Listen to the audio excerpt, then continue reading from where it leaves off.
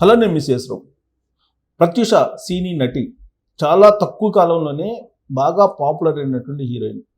సడన్గా ఒకరోజు ఆవిడ ఆత్మహత్య చేసుకుంది అనేటువంటి వార్త అప్పట్లో వినిపించింది. కాదు అది ఆత్మహత్య కాదు, కావాలని ఆమె ప్రియుడిగా ఉన్నటువంటి సిద్ధార్థ రెడ్డి చేసినటువంటి పని అని చెప్పి అప్పట్లో బాగా వినిపించినటువంటి న్యూస్. ఆమె చనిపోయిన తర్వాత న్యాయ పోరాటం చేసింది సరోజినీదేవి గారు, వాళ్ళ తల్లి. 24 సంవత్సరాల తర్వాత సుప్రీంకోర్టు రెస్పాండ్ అయింది, బాగా తీర్పు ఇచ్చింది, సంచలనం తీర్పు ఇచ్చింది. దాంట్లో ఉన్నటువంటి ప్రధాన నిందితుడు సిద్ధార్థ రెడ్డి 4 వారాల్లో లొంగిపోవాలి అని చెప్పి సుప్రీంకోర్టు చెప్పింది. ఎందుకు ఆ సిద్ధార్థ రెడ్డి ఇప్పుడు ఎక్కడున్నారు అని అంటే ఎవరికీ తెలియదు. ఆయన తండ్రి విద్యాసాగర్ రెడ్డి, ఆయన ప్రముఖ రియల్ ఎస్టేట్ వ్యాపారి, అలాగే హాస్పిటల్స్, ఇలా హైదరాబాదులో ఒక కుబేర స్థానంలో ఉండేటువంటి వాళ్ళ లిస్టులో ఇతను కూడా ఉంటాడు, విద్యాసాగర్ రెడ్డి. ఆయన కుమారుడు సిద్ధార్థ రెడ్డి. వీళ్ళ సొంత ఊరు కర్నూలు నుంచి హైదరాబాద్ వచ్చి హైదరాబాద్లో వ్యాపారాలు చేసుకుంటూ ఆర్థికంగా బాగా స్థిరపడ్డారు. ఈ సిద్ధార్థ రెడ్డి ఇంటర్మీడియట్ చదువుతున్నప్పుడు ప్రత్యూషకి పరిచయం. వీళ్ళిద్దరూ లవ్ చేసుకున్నారు, ప్రేమించుకున్నారు అనేది అప్పట్లో వచ్చినటువంటి న్యూస్. అయితే 2002 సంవత్సరం 23వ తారీఖున సరిగ్గా రాత్రి 7 గంటల సమయంలో వీళ్ళిద్దరూ కూల్ డ్రింక్లో ఆర్గానిక్ ఫాస్ఫేట్ అనేటువంటి ఒక మందుని కలుపుకొని తాగారు అనేది అప్పట్లో వచ్చినటువంటి రిపోర్టు. అయితే ఇది ఇద్దరు తాగారు అని చెప్పి చెప్తున్నారు. మరి ఇది తాగిన తర్వాత హాస్పిటల్లో ఇద్దరు చేరారు. చేరిన తర్వాత ప్రత్యూష చనిపోయింది. సిద్ధార్థ రెడ్డికి సేఫ్ సైడ్గా మరుసటి రోజు డిశ్చార్జ్ అయ్యాడు. సరిగ్గా ఇక్కడే అనుమానాలు వచ్చినాయి.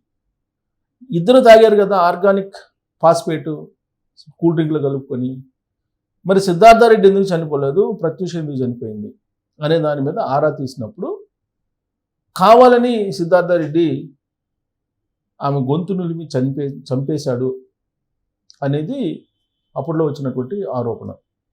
ఆయన స్నేహితులు సిద్ధార్థ రెడ్డి స్నేహితులు కలిసి ప్రత్యూష మీద అత్యాచారం చేశారు అనేటువంటి ఆరోపణలు అలాంటివి వినిపించాయి. దాని మీద న్యాయ పోరాటం ఆమె తల్లి సరోజినీదేవి గారు చేశారు.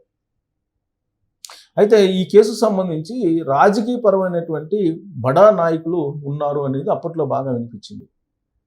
కొంతమంది రాజకీయంగా అప్పట్లో 2002 ప్రాంతంలో అత్యున్నతమైనటువంటి పదవుల్లో ఉన్నటువంటి వాళ్ళ పిల్లలు, అలాగే సిద్ధార్థ రెడ్డి కలిసి చేసినటువంటి దురాఘాతంగా అప్పట్లో బాగా న్యూస్ వచ్చింది.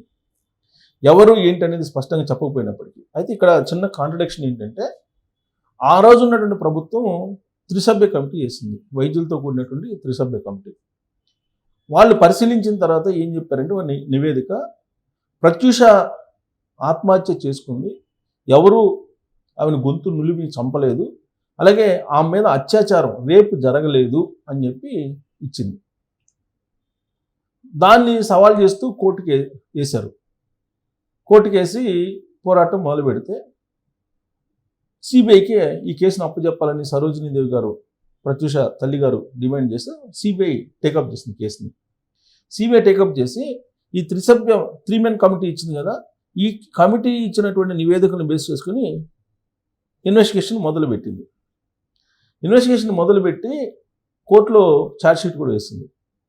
అయితే ఇక్కడ ఫోరెన్సిక్ నివేదిక ఒకటి ఉంది. ఈ ఫోరెన్సిక్ నివేదికలో గొంతు నులిమి చంపేశారు అనడానికి ఆనవాళ్ళు ఉన్నాయన్నట్టు ఆ నివేదికలో పొందుపరిచారు, దాన్ని ప్రొడ్యూస్ చేశారు. సో ఇరుపక్షాల వాదనలు విన్న తర్వాత సెషన్స్ కోర్టు 5 సంవత్సరాల జైలు శిక్ష వేసింది. దాన్ని సవాల్ చేస్తూ హైకోర్టుకి సిద్ధార్థ రెడ్డి వెళ్ళారు. హైకోర్టు ఏం చెప్పింది, 5 సంవత్సరాలని 2 సంవత్సరాలకి కుదించింది. 2 సంవత్సరాలు జైలు శిక్ష సరిపోతుందని చెప్పి. కాదు నేను అసలు నిర్దోషిని, నాకు అసలు జైలు శిక్ష అవసరం లేదని సుప్రీంకోర్టుకి వెళ్ళాడు. సుప్రీంకోర్టులో సుదీర్ఘకాలం పాటు వాద ప్రతిపాదనలు జరిగిన తర్వాత హైకోర్టు చెప్పింది ఫాలో కండి, హైకోర్టు జడ్జిమెంట్ ఏదైతే ఉందో ఆ జడ్జిమెంట్ సబబే అని చెప్పి సుప్రీంకోర్టు తేలుస్తూ 4 వారాల లోపల సిద్ధార్థ రెడ్డి లొంగిపోవాలని చెప్పి సుప్రీంకోర్టు ఆదేశాలు జారీ చేసింది. సరిగ్గా ఇక్కడే ఒక పెద్ద ట్విస్ట్. ఆ రోజు ఇన్సిడెంట్ జరిగినప్పటి నుంచి సిద్ధార్థ రెడ్డి ఎక్కడ ఉన్నారనేది ఎవరికీ తెలియదు.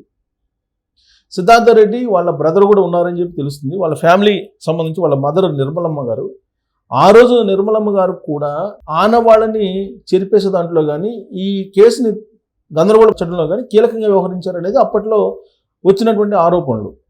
అయితే సిద్ధార్థ రెడ్డిని అమెరికా పంపించేసే చదువుకి ఆ కేసు అయిపోయిన తర్వాత దాని మీద కూడా అప్పుడు ఇష్యూ నడిచింది. అసలు కేసు ఇంత పెద్ద కేసు ఉన్నప్పుడు మీరు అమెరికా వెళ్ళనిచ్చారు, దీంట్లో ప్రభుత్వ పెద్దల ప్రమేయం ఉంది అప్పట్లో అని చెప్పి బాగా ఆరోపణలు వినిపించాయి. లుక్అవుట్ నోటీసులు ప్రకటించాలి కదా, లుక్అవుట్ నోటీసులు ఎందుకు ప్రకటించలేదు? అమెరికా వెళ్ళిపోయిన తర్వాత ఇప్పుడు లుక్అవుట్ నోటీసులు ప్రస్తావన వచ్చింది. అసలు ముందే లుక్అవుట్ నోటీసులు ప్రకటించాలి కదా. ఈ ప్రకటించకపోవడం వెనుక కొంతమంది ఆ రోజున్న ప్రభుత్వ పెద్దల్లో ఉన్నారు అని చెప్పి బాగా ఆరోపణలు వినిపించాయి. రాజకీయ రంగు బాగా పులుంకుంది ఈ కేసుకి. సిద్ధార్థ రెడ్డి అమెరికా వెళ్ళిపోయారు, అమెరికాలోనే స్థిరపడ్డారని చెప్పి కూడా తెలుస్తుంది. వాళ్ళ బ్రదర్ కూడా అమెరికాలో ఉన్నారు, అమెరికాలో స్థిరపడ్డారని. మరి విద్యాసాగర్ రెడ్డి వాళ్ళ తండ్రి మరి ఇప్పుడు ఎక్కడున్నారో ఏం చేస్తున్నారో ఎవరికి తెలియదు. నిర్మల ఏం చేస్తున్నారో తెలియదు. వీళ్ళందరూ అసలు ఇండియాలో ఉన్నారా లేదంటే ఇండియా దాటి వెళ్ళిపోయారా అనేది కూడా ఒక సందేహం. అయితే ఇప్పుడు సిద్ధార్థ రెడ్డి ఇండియాలో లేడు అని మాత్రం తెలుస్తుంది. మరి అమెరికాలో ఉన్నాడని తెలుస్తుంది. అమెరికాలో వ్యాపారాలు చేసుకుంటూ హ్యాపీగా ఉన్నారని. మరి సుప్రీంకోర్టు ఆర్డర్ ప్రకారం అమెరికా నుంచి వచ్చి లొంగిపోతాడా 4 వారాల్లో? లొంగిపోయే అవకాశం ఉందా అని అంటే $1 మిలియన్ ప్రశ్న. ఎందుకంటే ఇన్ని సంవత్సరాల పాటు గ్రీన్ కార్డు కూడా తీసుకొని ఉండొచ్చు అమెరికాలో. రీసెంట్గా ఫోన్ ట్యాపింగ్ కేసులో ప్రభాకర్ రెడ్డి గారు వెళ్ళిపోయి ఆయన తీసుకురావడానికి నానా తంటాలు పడ్డారు తెలంగాణ ప్రభుత్వం. మరి ఇప్పుడు సిద్ధార్థ రెడ్డిని తీసుకొచ్చి శిక్షిస్తారా? శిక్షించే అవకాశం ఉందా? లేదంటే సిద్ధార్థ రెడ్డి అమెరికాలో నిండిపోతాడా అనేది ఒక పెద్ద చర్చ. మరి ఏం జరగబోతుంది అనేది మీరు ఎక్స్పెక్ట్ చేయొచ్చు. Thank you.